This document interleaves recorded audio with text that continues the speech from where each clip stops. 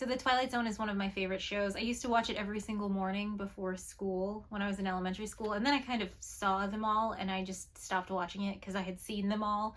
And it wasn't until like 10 years ago, I think, when the Sci-Fi Channel aired a marathon all New Year's Eve and New Year's Day, and I just left it running, and it was so good. And now I do that every single year. It's amazing how well that show holds up to like modern viewers. It's really great. I have not seen the 1980s version or I think it was 2017 with Jordan Peele. Modern versions of the Twilight Zone, like I guess Black Mirror is a good example. They're just not as good. Like, they're always like, Black Mirror has some good episodes, but it's usually just like cell phones are bad, and yeah, we get it. We know. We get it. Should I watch it? Let me know in the comments below. Should I watch the 1980s or 2017 version of the Twilight Zone? Keep in mind, the Twilight Zone is one of my favorite shows. Thank you. So, things I like about the Twilight Zone. I love how it's about humanity. And there are these sci-fi and fantasy elements, but it's about how humans behave, how they should behave, how they respond in situations, and what life and death are. And I love how each little episode has like a tiny little nugget of truth or moral or just advice for the viewer. It's embarrassing to talk about your favorite Twilight Zone episodes, I think, because everybody has the same favorite Twilight Zone episodes. Here are some of mine. Flying is scary. Don't drink and drive.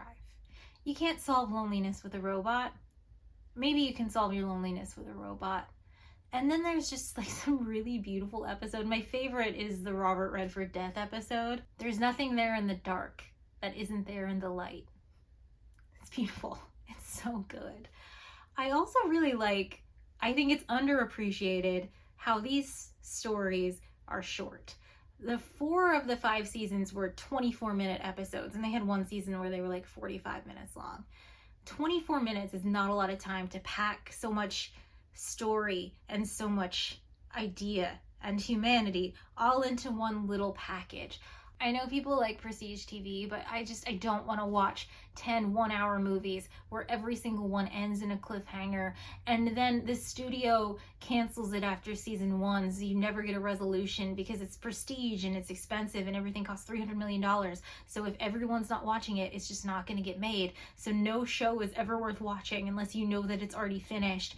I mean, 30 years ago, you could just turn on an episode of TNG and watch it. Do you know what I mean? This is what's ruining Star Trek. But that's a different video. So this is a book video. I read 3 books recently that reminded me of the Twilight Zone. They all had Twilight Zone vibes. They have this human element with this like absurd fantasy sci-fi story surrounding it. And they were also really short, like a quick little episode. And I'm going to tell you about them today. However, I'm going to do no spoilers, but I wanted to give you a chance to leave now, because for some people, just hearing the synopsis of a Twilight Zone episode is enough to spur their imagination, where they create a story and then they watch the story and they're like, oh, that's not really how I thought it was going to go. And they have a worse experience than if they had just watched it. So I'm going to show you the 3 books. And if you're that type of person, don't watch me give details. Just go read these books. First, we have A Short Stay in Hell by Stephen L. Peck. The second book is The Mustache by Emmanuel Carrère. Pretend I pronounced that in a French pronunciation. And it's translated by Lainey Goodman. And the last book is The Factory by Hiroko Oyamada, translated by David Boyd. There you go. 3 books that are like the Twilight Zone, just in case you want to read them without the synopsis. Now I'm going to describe them, but still no spoilers. So I'm ranking these in my reading order, but all 3 of these are good and I would recommend them. The first is A Short Stay in Hell by Stephen L. Peck. And this book is about a Mormon guy who dies and goes to hell, and he realizes that, you know, the Mormon religion was incorrect. In fact, all the religions on earth are incorrect. And it has this scene where everyone's being assigned to like their own personal versions of hell, which is like a trope I love. He gets sent to a library. Books! Books! All the books I'll need. All the books I'll ever want. Shelley, Shakespeare. And he is tasked with finding the book of his life. The Twilight Zone moral of this book, I think, would be you have to live your life even when you're dead. The Mustache by Emmanuel Carrère, translated by Lainey Goodman. Look at how beautiful this book is. I love the cover. I love how blue it is. So this book is about a man who's getting ready to go to dinner with his wife and his friends, and his wife is going to run down to the shop to get something, and then she's going to come back up and they're going to go together. And he's like, hey, wouldn't it be really funny if I shaved my mustache off? And she was like, do it. And he's like, what the fuck? I've had a mustache for 12 years. This is crazy. And then he out of spite almost shaves it off. And the story starts happening when she acts like he's never had a mustache. Like, she pretends not to notice he's shaved. And then his friends pretend not to notice he's shaved. And then he starts asking everyone, like, I have a mustache. And they're like, no, you don't. You've never had a mustache. Twilight Zone moral of this story would be like, the world where you're insane is functionally identical to a world where you're the only sane person. I don't think this is a spoiler. This is part of the review. This is my example of hearing the synopsis of a book and forming a story in my head and then reading the book, and it's not what I thought it would be. It was still very good and I enjoyed it, but I had different expectations. So this is the final book I read recently that reminded me of the Twilight Zone. It's The Factory by Hiroko Oyamada and translated by David Boyd. This is about 3 people who go work at this giant sprawling factory. Some people live on the property, there's restaurants everywhere, and they're given really mundane jobs. Like, one woman is just shredding paper all day, every day, for example.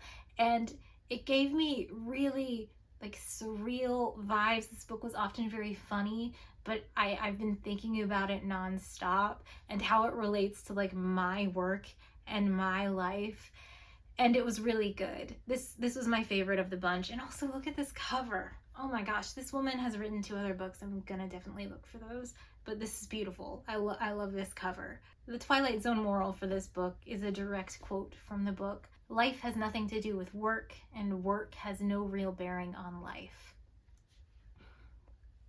So good. So this is 3 books that gave me Twilight Zone vibes.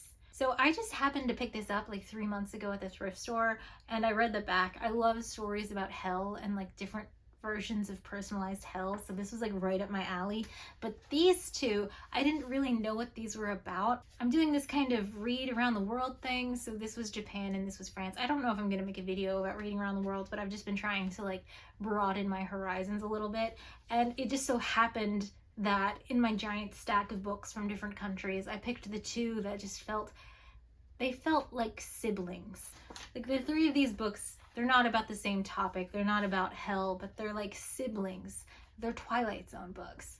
So yeah, leave a comment if you have a Twilight Zone book. But I went through my read books on Goodreads, and I found some honorable mentions of ones I read a while ago, in some cases, that are also Twilight Zone-y, just to add to this list. The first would be The Yellow Wallpaper. I talked about that on a video. The synopsis for that is, you know, a woman with postpartum depression gets treated by her husband, a doctor. And then I thought of The Hike by Drew Magary. It's so weird, you know, a man goes on a hike.